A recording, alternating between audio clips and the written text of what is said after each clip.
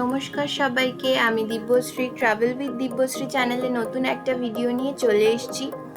আজকে ডে 3, নারকান্ডার হোটেলের সামনে রাস্তাটা পার হয়ে এই ভিউটা, রোদ্দুর পড়েছে বলে আরও দেখতে খুব সুন্দর লাগছিল। আর তারপরেই আমরা ওই ব্রেকফাস্ট করে আমরা বেরিয়ে গেছি সাইট সিনের জন্য। আজকে ডে 3 আর দিনটা হলো 27শে সেপ্টেম্বর। আজকে সারাদিনই আমরা নারকান্ডাতে থাকবো। আজকের দিনটা নাইট স্টে করে দেন নেক্সট ডে সকালে মর্নিংয়ে আমরা বেরিয়ে যাব নারকান্ডা থেকে। তো আজকে এখানে দুখানা সাইট সিন স্পট রয়েছে। ফার্স্ট স্পট হচ্ছে হাটু পিক আর হাটু টেম্পল, হাটু মাতা টেম্পল। তো ফার্স্টে যাচ্ছি হাটু টেম্পলে বা ওই হাটু পিক, একই জায়গায়। এবারে নারকান্ডায় আমাদের হোটেল থেকে হাটু পিকের ডিস্টেন্স ছিল 8 কিলোমিটার। তো একটা স্পট পর্যন্ত গিয়ে সেখান থেকে আর এই বড় গাড়ি যায় না, তো ওখানে থেকে আমরা ছোট গাড়ি বুক করেছিলাম। ছোট গাড়ি করে আমরা মোটামুটি ওই 4 কিলোমিটার না 6 কিলোমিটার আমরা ওপরে এসেছিলাম ওই হাটু পিকে ভিউটা দেখার জন্য। এবারে বলি যে অনেকেই গাড়ি করে যায়, যেমন আমরা গাড়ি করে গেছিলাম। আবার এটা একটা ট্রেকিং রুট, অনেকেই ট্রেক করে ওপরে যায়, কিন্তু আমরা ট্রেক করিনি, কারণ যাওয়াটা 6 কিলোমিটার আসাটা 6 কিলোমিটার অনেকটা হয়ে যাচ্ছিল বলে আমরা ট্রেক করিনি। আর গাড়ির যেহেতু অপশন ছিল তাই গাড়িতেই গেছি। বা যারা ট্রেকিংয়ে ভালোবাসে বা ট্রেকিং করে তাদের জন্য তো এটা খুব ভালো জায়গা। আর এই জায়গায় বেসিক্যালি সবাই ওই বরফের টাইমেই আসে, শীতকালে নভেম্বর ডিসেম্বরে। চারিদিক থেকে পুরো সিমলায় যখন স্নোফল হয় চারিদিকটা পুরো সাদা হয়ে যায়, এই ওপর থেকে দেখতে আরও সুন্দর লাগে। আর এটা হলো সিমলা ডিস্ট্রিক্টের সব থেকে হাইয়েস্ট।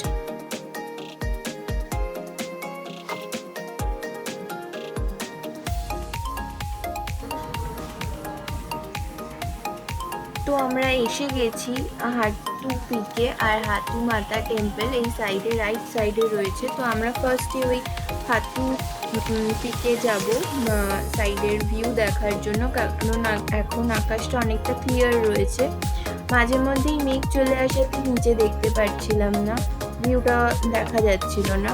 তো নিচের টেম্পারেচারের নারকান্ডায় যা টেম্পারেচার ছিল সেখান থেকে এখানে টেম্পারেচারটা অনেকটাই কমে গেছিল, বেশ ঠান্ডা লাগছিল। আর এই যে বাবা সোয়েটার পরে নিয়েছে, আমরা আস্তে আস্তে যাচ্ছি। রাস্তাটা এখান থেকে দেখে মনে হচ্ছে একেবারেই প্লেন, বাট প্লেন ছিল না, একটু ঢালু মতো ছিল। তো ওই হাইটে গিয়ে একটু হাঁটতে প্রবলেম হচ্ছিল, কারণ হঠাৎ করে আমরা এসছি তাই জন্য। তো এটা বললাম তখনই যে 11,150 বা 100 ফিট সি লেভেল থেকে। তো আমরা দেখছিলাম এই জায়গাটা থেকে ভিউটা অতটা ক্লিয়ার নয় নিচে, কারণ নিচে এখনো পর্যন্ত মেঘ রয়েছে, কিন্তু ওপরের রোদও রয়েছে। তো এই জায়গাটা বেশ ভাল লাগছিল দেখতে। আর এই সাইডে একটা পাহাড়ই ছিল, পাহাড়ের ওই টুকরো মতো ছিল, খুব সুন্দর দেখতে লাগছিল। আর এই জায়গাটা অরিজিনাল ভিউ পয়েন্ট, কিন্তু এই ভিউ পয়েন্টটা একেবারেই মেঘের মধ্যে ছিল। আমরা অনেকক্ষণ ওয়েট করলাম, তারপরেও দেখলাম মেঘ কাটলো না, তাই জন্য আমরা চলে এলাম। মানে একেবারেই ক্লিয়ার স্কাই ছিল না। আর এই হাটু মাতা টেম্পল, এখানে এটা কালী মন্দির। এই কালী মন্দিরের ভেতরে কাজ চলছিল, তো একদম ভেতরে যেতে দিচ্ছিল না। তো পুরো টেম্পলটা আমি যাইনি ভেতরে, কারণ ক্যামেরা অ্যালাউ ছিল না। আর এই রেনোভেট হচ্ছে কিছুটা। এই টাইমটায় সিমলায় মানে যখন ওই বরফ পড়ে তখন এই জায়গাটা পুরো সাদা হয়ে যায়। আর বলছিলাম ওঠার সময় রাস্তাটা প্রচণ্ড সরু, টার্নিংগুলো খুব মারাত্মক টার্নিং ছিল। এবারে যারা বাইরে থেকে ড্রাইভার আসে তাদের জন্য এই রাস্তাটা ড্রাইভ করাটা একটু চাপের হয়ে যায়। এনারা এই লোকাল ড্রাইভাররা বলছিল, কারণ সবাই তো আর জানে না যে কোন জায়গায় টার্নিংটা বা কোন জায়গায় স্পেসটা বেশি, বা কিভাবে অপোজিট সাইড থেকে যখন গাড়ি আসবে কিভাবে তাকে কাটিয়ে সাইড দেবে। এখানকার লোকাল ড্রাইভাররা সেটা জানে। কিভাবে কি করলে তাড়াতাড়ি হবে। তো যখন ট্যুরিস্টের সিজন থাকে, যখন প্রচুর ট্যুরিস্ট আসে, কিছু বাইরে থেকেও লোক আসে গাড়ি নিয়ে, তখন মানে এই ব্যাক করা এই রোডটা এত স্মুথ থাকে না, তখন খুব জ্যাম হয় আর গাড়ির ভিড়ও থাকে। আর ওই আরেকটা গাড়ি আসছে ওদিক থেকে, তো এখানকার যেহেতু ওনারা জানে কিভাবে অ্যাডজাস্ট করে দুজনের পাশ কাটিয়ে যেতে হবে, কারণ একদিকটা প্রচণ্ড খারাপ আর আর রাস্তা তো প্রচণ্ড সরু, এই যে এই জায়গাটা স্পেস পেয়েছে ওরা কাটিয়ে চলে যাচ্ছে। তো আমরা নিচে নেমে এসে কিছু স্টল বসেছিল, মানে যেখান থেকে আমরা এই ছোট গাড়িগুলো বুক করে ওপরে গিয়েছিলাম, সেইখানেই পাশে ওই রাস্তাটা উপর দিকে চলে যাচ্ছে হচ্ছে হাটুপিকে, এখান থেকেই আমরা গাড়িটা চেঞ্জ করেছিলাম। তো এখানে কিছু স্টল ছিল আর সামনে ছোট ছোট কিউটিসগুলো ছিল, এত মিষ্টি ছিল এরা, খুব সুন্দর, মানে কেউ কারোর খাবার কেড়ে নিচ্ছে না, যাকে যেটা দিচ্ছে সে সেটাই নিচ্ছে। আর খুব মিষ্টি ছিল আর এত মোটা ছিল, গোলু মোলু। তো আমরা এখানে চায়ের জন্য একটু দাঁড়িয়েছিলাম, চাটা খেয়ে আবার নেক্সট যে সাইট সিইং স্পট রয়েছে সেখানে যাবো বলে। আর যেখানে থেকে আমরা চা খাচ্ছিলাম সেখানে যে ম্যামটা, মানে ম্যাডাম ছিলেন, উনি আমাদের একটা ফুড ট্রাই করতে বললো, যেটা হচ্ছে হিমাচলের ট্র্যাডিশনাল ফুড সিদ্ধু। এবারে এখানে এমনি বলছিলেন সিদ্ধু ঘি, অ্যাকচুয়ালি ঘি দিয়ে সার্ভ করে, তার জন্য এর নাম সিদ্ধু ঘি। তো এটার আমার ছবি আমার কাছে রয়েছে, আমি এখানে ছবিটা দিয়ে দিচ্ছি। তো এটা অ্যাকচুয়ালি ওপরটা মোমোর মতো, বড় সাইজের মোমো যেরকম হয় ময়দা সেরকম, বাট ভেতরে স্টাফিংটা ছিল ড্রাই ফ্রুটসের উপর স্টাফিং ছিল। খুব ভালো ছিল না, বাট খুব খারাপও ছিল না, বাট মোটামুটি টেস্টি ছিল। নেক্সট আমরা এই ট্যুরে আরেকবার সিদ্ধু খেয়েছিলাম, সেটার টেস্ট খুবই বাজে ছিল, বাট এটা উনি বানিয়েছিলেন, মানে বাড়ি থেকে বানিয়ে নিয়ে এসেছিলেন। তো এটা বেস্ট ছিল, মানে ওইটার তুলনায় এটা অনেকটাই ভালো ছিল, কারণ ওইটার স্টাফিংয়ে ছিল হচ্ছে নারকোল ছিল, নারকোল আর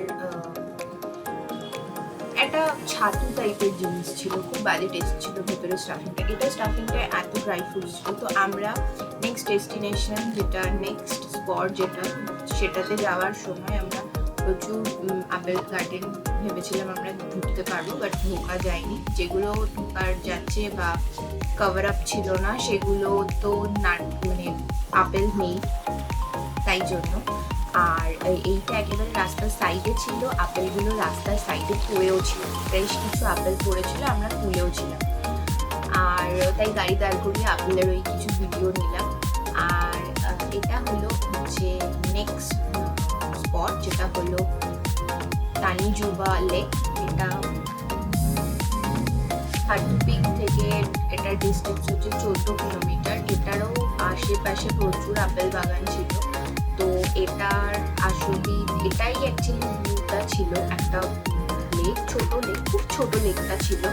বোটিং হয় না এখানে, আর আশেপাশে এরকম পাইন গাছ ছিল, বাট এখানে রিফ্লেকশনটা এত সুন্দর আসছিল, খুব সুন্দর মানে দেখতে লাগছিল।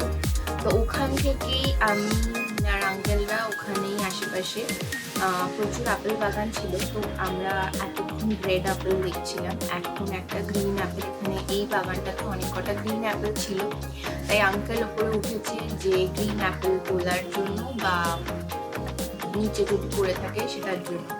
তো আঙ্কেল ওপরে উঠে দেখছে, কিন্তু এইটার গার্ডেনের মালিকও ছিল, কিছুই বলেনি, মানে কোনো অবজেকশনই করেনি। বাট সেই পরিমাণে যেটা ওই রাস্তার সাইডে যে গাছগুলোতে যে পরিমাণে আপেল ছিল, সেইটা এই বাগানটাতে অত ছিল না, জানি না কেন, হয়তো তুলে নেওয়া হয়েছে তাই জন্য কিছুই রয়েছে।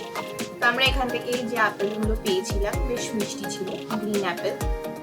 তো আমাদের ট্যুরের এটাই আমাদের ফার্স্ট গ্রিন আপেল খাওয়া, মানে বেশ মিষ্টি ছিল বলবো না, বাট মিষ্টি ছিল। আর আঙ্কেল গেছে গাছের থেকে তো এখানে বেশি কিছু পাইনি, আর গ্রিন অ্যাপেল 3-4টে পেয়েছিলাম, তো ওখানে দাঁড়িয়ে আমরা খেয়ে নিয়েছিলাম। আর আরেকবার আমি জুম করে দেখাচ্ছি যে এটা হলো সেই গাছটারই, যেটা পুরো ভর্তি হয়ে আছে, এত ভর্তি ছিল, একটা ডালে এত আপেল হয়েছিল, ডালগুলো পুরো হেলে গেছে, নিচের দিকে মাটির সাথে থেকে যাবে এরকম।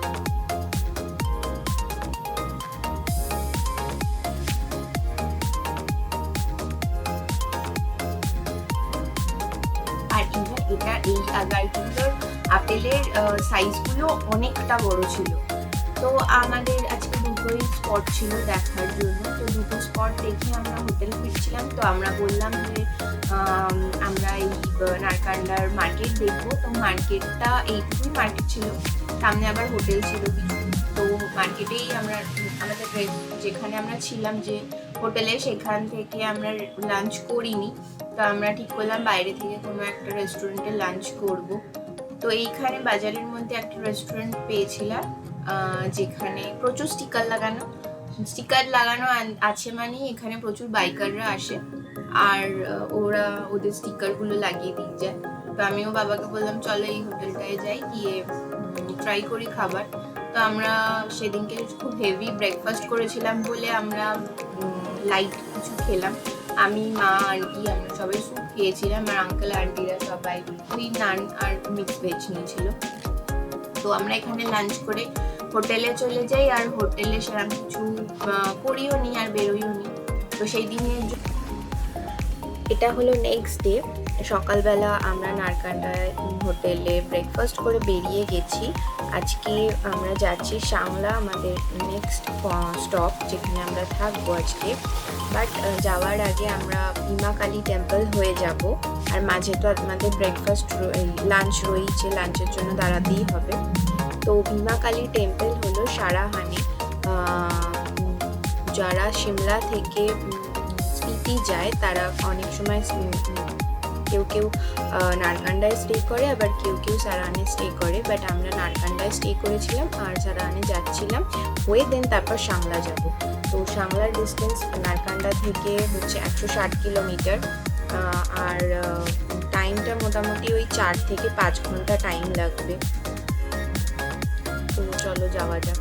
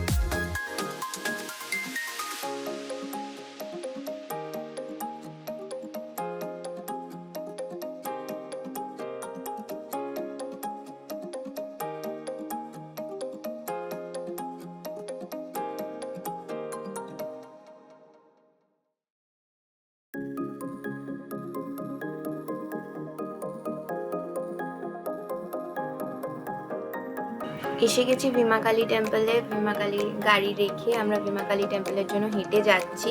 সাইডে প্রচুর দোকান ছিল, আর এখানে পাশে অনেক হোটেলও ছিল যেখানে অনেকে থাকেও। বাট আমরা এখানে ছিলাম না, আমরা নারকান্ডাতে ছিলাম। তো আবার সাংলাতে গিয়ে থাকবো। আবার অনেকে সাংলাতে থাকে না, এখানেও থাকে, বাট আমরা সাংলাতে থাকবো। আর এই যে এখানে একটা দোকানে টুপি পছন্দ হয়েছে আঙ্কেল আর বাবা, তো সেটাই কিনছে। আমরা সেটা দেখছিলাম।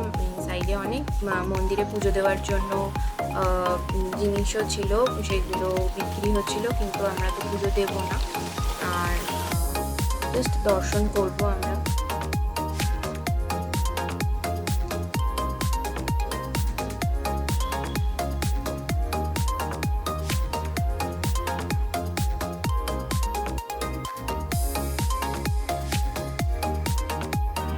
বাবা আর আঙ্কেলের টুপি পছন্দ করা হয়ে গেছে, এবার পেমেন্ট করছে, দেন তারপর আমরা মন্দিরে যাব।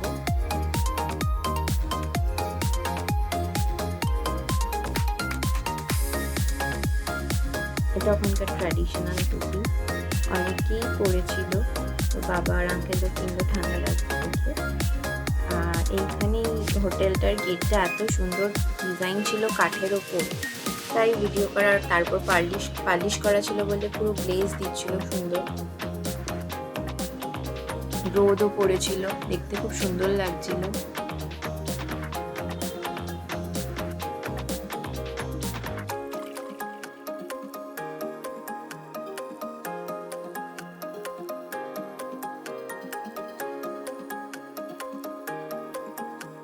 হলো ভীমা কালী টেম্পলের ভেতরে, একদম মন্দিরের ভেতরে তো ঢুকতে দেওয়া দেয় না ক্যামেরা নিয়ে, আর এইখানটা অ্যালাউ ছিল, এখানটা আরেকটু উঁচুতেও অ্যালাউ ছিল। এখানটা জুতো খুলে আমরা উপরে উঠেছিলাম। তো এখানে খুব সুন্দর সুন্দর ফুল হয়েছিল, সেগুলোই কালারগুলো এত সুন্দর ছিল, আর চারিদিকটা এরকম কাঠের কাজ ছিল, এই পুরো মন্দিরটাই কাঠের কাজ করা, দেখতে সুন্দর লাগছে। তো আমরা উপরে উঠলাম, উঠে এই জায়গাটা উঠে আরেকটু উপরে উঠলে ওখানে সিকিউরিটি গার্ড ছিল, ইভেন পুলিশও ছিল ওখানে, আর ক্যামেরা ফোন পুরোপুরি লকার ছিল, লকারে রেখে দিতে হতো। তো আমরা সবাই তো একসাথে উপরে উঠিনি, তাই আমরা বসেছিলাম, লকারের আমাদের নিতে লাগেনি, আমরা কিছুজন গিয়ে দেখে আবার কিছুজন এসে ফোন ক্যারি করছিলাম। এইখানটা আমরা বসেছিলাম, এবারে ওই সাইডের লেফট সাইডের বিল্ডিংটাতেই আসল মন্দিরটা, ওখানেই ভীমা কালী মা কালীর মূর্তিটা রয়েছে, পুরোটাই রূপোর ওপর, মানে ওনার সাজ পুরোটাই রূপোর ছিল, ইভেন ওনার পুরো সিংহাসনটাও পুরো রূপোর ছিল। তার তো ছবি নেই আমার কাছে, তাই শেয়ার করতে পারিনি। দেন তারপর ওখান থেকে বেরিয়ে আমরা লাঞ্চের জন্য এই জায়গাটায় দাঁড়িয়েছিলাম। হোটেলটার ভিউটা এত সুন্দর ছিল, পুরো চারিদিকটা কাঁচ দিয়েছিল। আমরা খাবারটার টেস্ট খুবই বাজে ছিল খাবারটার টেস্ট, কিন্তু ওই ভিউ দেখতে দেখতেই আর কোনো অপশন নেই দেখে আমরা এখানেই তাড়াতাড়ি খেয়ে নিয়েছিলাম। তো এরপরে আমরা ভেবেছিলাম আর মোটামুটি ওই 3-4 মানে মোটামুটি আর 2.5 ঘন্টার মধ্যে আমরা পৌঁছে যাব সাংলা, বাট সেটা হয়নি, বিশাল বড় একটা গল্প আছে, সেটা নেক্সট ভিডিওতে আসবে। তো আজকের জন্য টাটা।